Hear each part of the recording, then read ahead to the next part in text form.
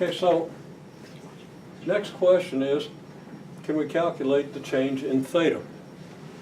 Just going back to what we can calculate directly from this information. What do we see? Well, we want the change in theta. What information do we have that might be relevant? The angular velocity being 0.1 radian per second, well, that's the only bit of information we haven't used, so what could that possibly mean?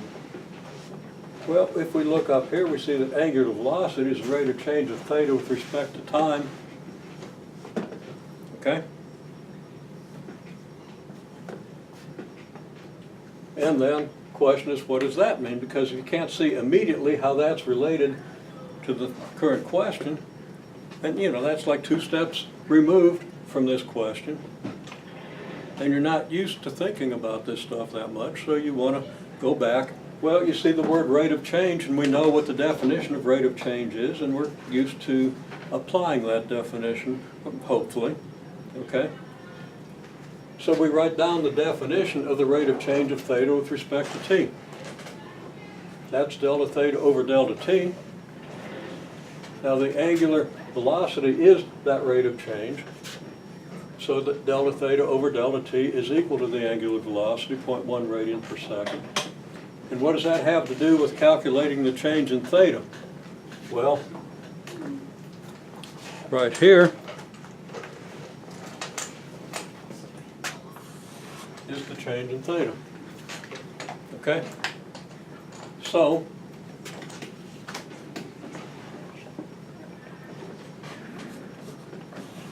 what's delta theta equal to? It's 0.1 radian per second times delta t, right? Yeah. And what's delta t? 1 millisecond. So what do I put in for delta t?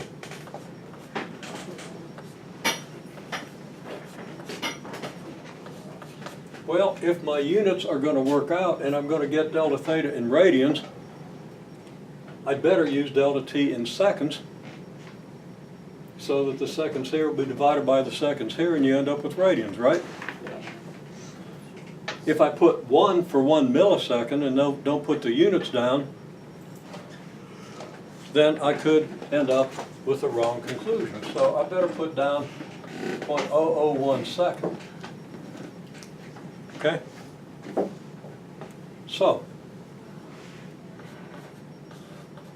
delta theta is 0.1 radian per second times 0.001 second, which is 0.0001 radian.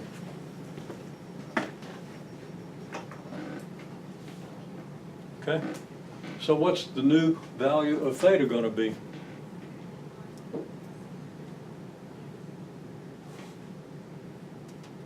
Well, theta is 1.4 radians, and it changes by? Milliseconds? Or seconds. It changes by seconds. Well, it changes for 1 millisecond, right? Yeah. But theta changes by 0.0001 radian, right? Okay? So if theta starts out at 1.4 radians and changes by 0.0001 radian, what's it going to be?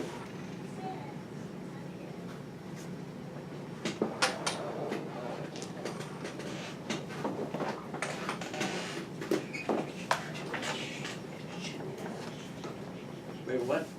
Sorry, I was copying down the slides. That's good. Yeah. Theta is this. It changes by this. What's it going to be? 1.4001? Another 0, but yeah. Oh, yeah, sorry. We add the change to what we have, and that's the new value, right? Yeah. Okay, now, just to see if you're paying attention, I went and made up a fairly careless mistake. When I wrote this down, I was focused on the numerical value of k, but one thing has to change in the information I gave you. what's happening to theta here? Is it getting bigger or smaller? Getting smaller, right? So this should have been negative, which means that All our answers are wrong. Well, the theta would be. this is negative, right? Let's get the right colors up here. So this is negative this, and it's negative 170 radians per second. And the angular velocity would have been negative 0.1 radian per second. So that we would have a negative on this and a negative on this, and we get a negative here, which means we have negative 0.001 radians.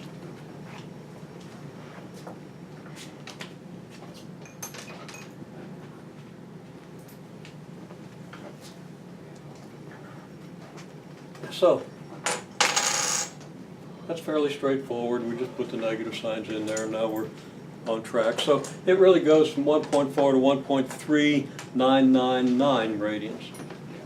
So it doesn't move very far in a millisecond. Okay? Now how are we going to get the new angular velocity? We got to find the change in angular velocity, right? How can we find the change in angular velocity?